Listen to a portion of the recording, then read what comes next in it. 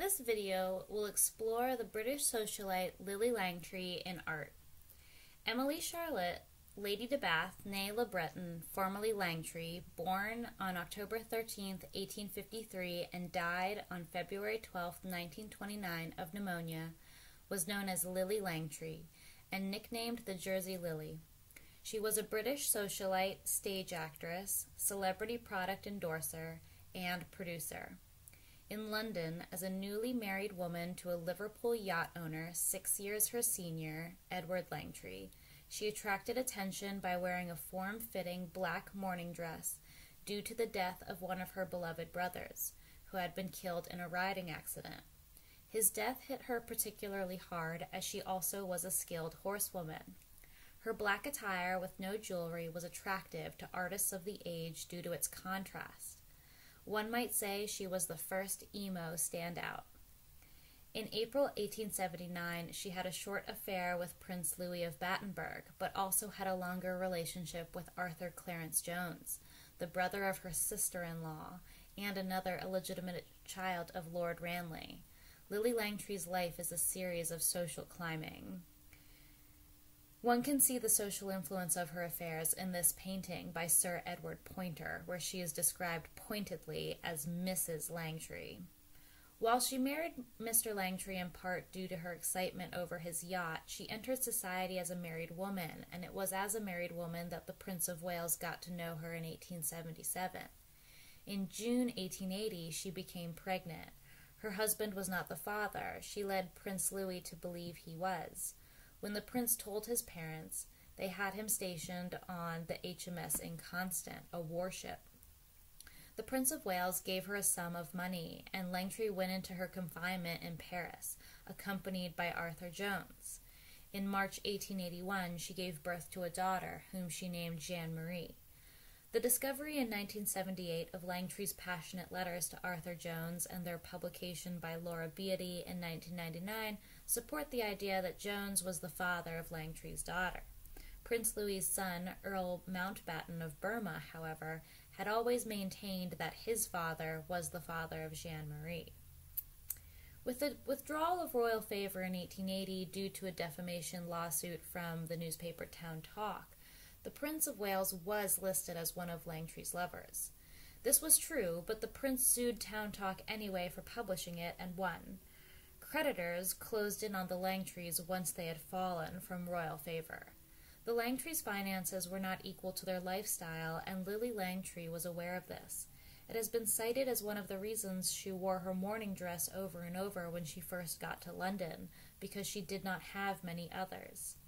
In October 1880, Langtry sold many of her possessions to meet her debts, allowing Edward Langtry to avoid a declaration of bankruptcy. Langtry was witty, and one can see her sense of humor in her portraits. Flowers, such as the Guernsey lily, are posed artistically around her nether region in the portrait by Millais. This may be one of the reasons this portrait grew such huge crowds when it was first shown. The Guernsey lily is distinct from the Jersey lily by having spidery blooms. Pre-Raphaelite painter Sir John Everett Millais, also a Jersey native, spoke the native language Jerriais to each other during the sittings. Langtry rarely turned down a sitting, and enjoyed being photographed by Rupert Potter, father of Beatrix Potter, while she was visiting Millais in Scotland in 1879. Langtry's embrace of photography made it a new art form for women, in part. In 1877, grandson of a banker millionaire, Frank Miles, first sketched society beauty Lillie Langtry. His sketches launched the career of the Jersey Lily. Oscar Wilde met the tall, handsome, honey-haired Frank in 1875. They first shared rooms at 13 Salisbury Street off the Strand in London in 1879. In 1880, Miles and Wilde moved to 44 Tite Street, Chelsea, which Miles had commissioned the previous year. It is believed it was the first serious, special male friendship for both of them. Whether it had a sexual side is a matter for conjecture, but it seems likely. Some believe Wilde told his later lover, Lord Alfred Bosie Douglas, that Wilde and Miles had been lovers, and after Miles' tragic death, Wilde could not bring himself to speak about him.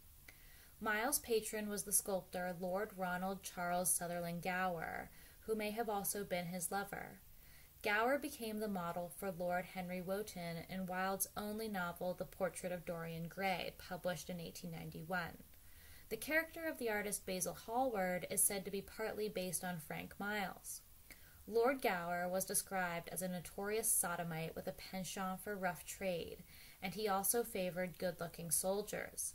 His long-term partner was the author and journalist Frank Hurd, whom he later adopted as his son, causing Oscar Wilde to remark, "Gower may be seen, but not heard."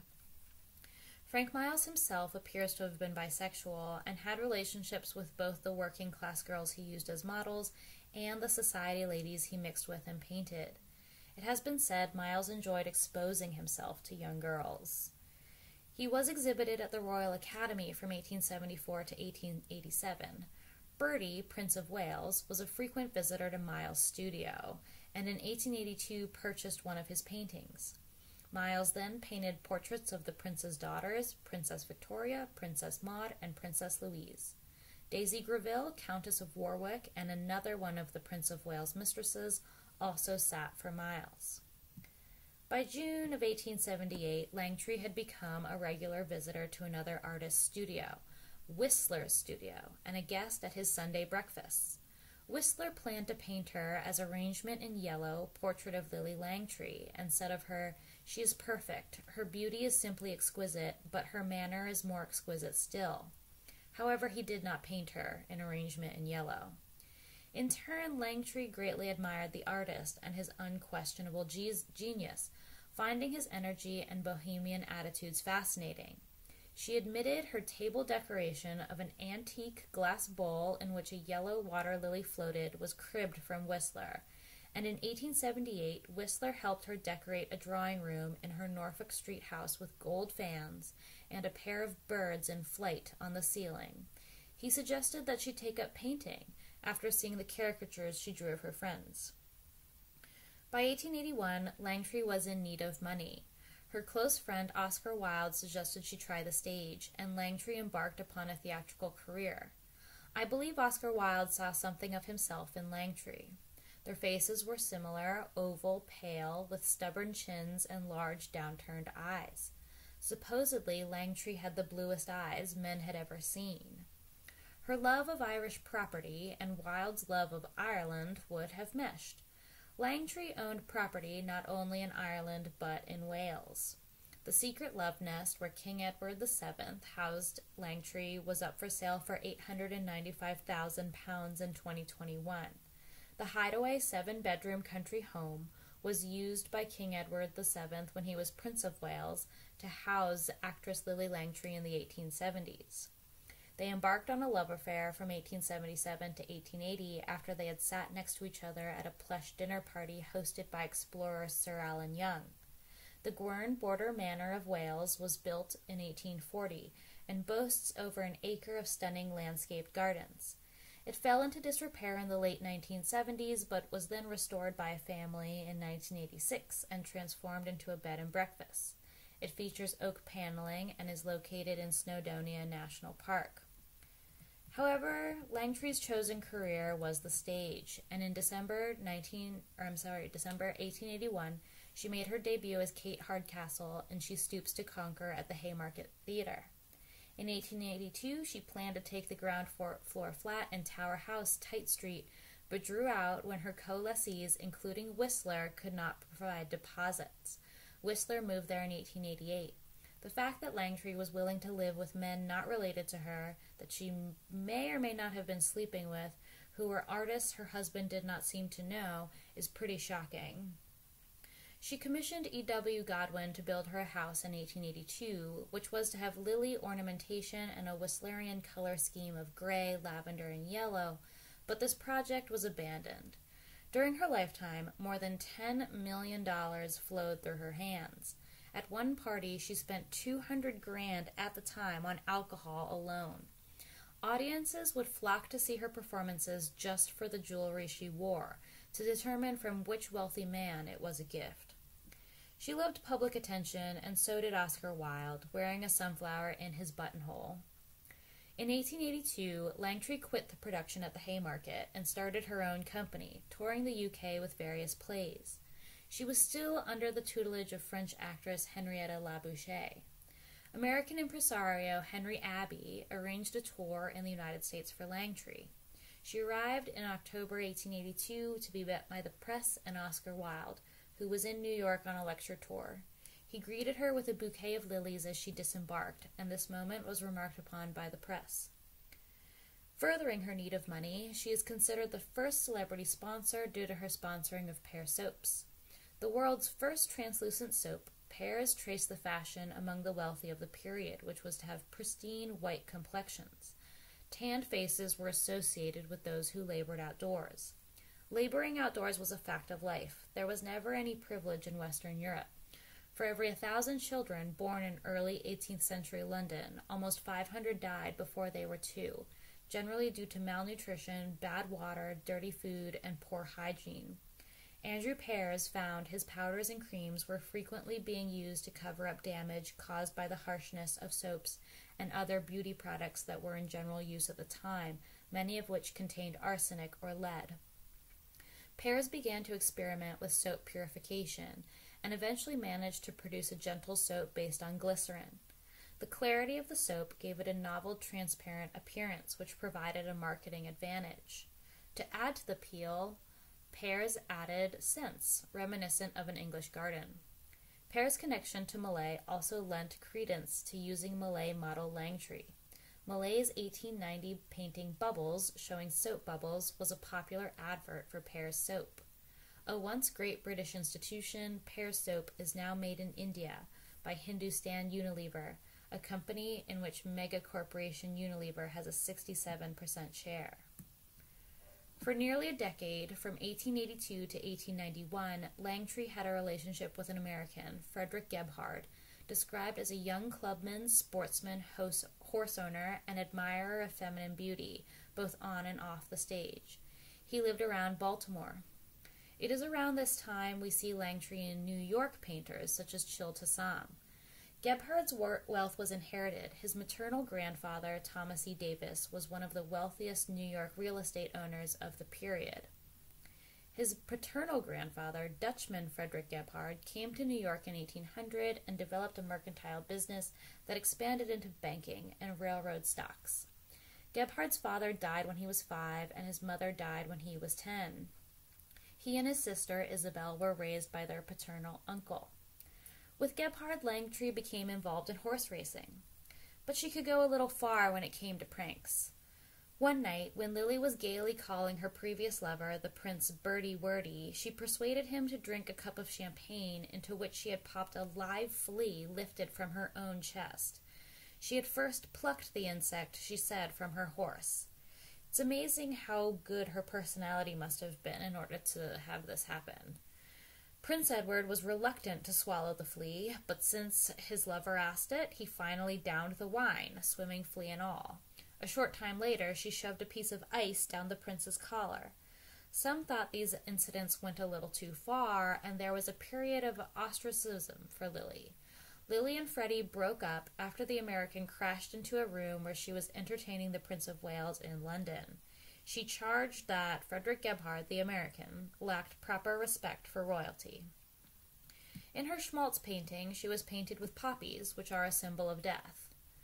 From 1900 to 1903, with financial support from Edgar Israel Cohen, she became the lessee and manager of London's Imperial Theatre, which opened in April 1901 following an extensive refurbishment. On the site of the theatre is now the Westminster Central Hall. In a film released in 1913, Langtry starred opposite Sidney Mason in the role of Mrs. Norton in His Neighbor's Wife, in what would be her only film appearance, which you can still watch on YouTube. After the divorce from her husband, who later was committed to an insane asylum, Langtry was linked in the popular press to Prince Paul Esterhazy. They shared time together and both had an interest in horse racing. However, in 1899, she married 28-year-old Hugo Gerald de Bath, who was born in 1871 and died in 1940, son of Sir Henry de Bath, 4th Baronet, and Charlotte Clare.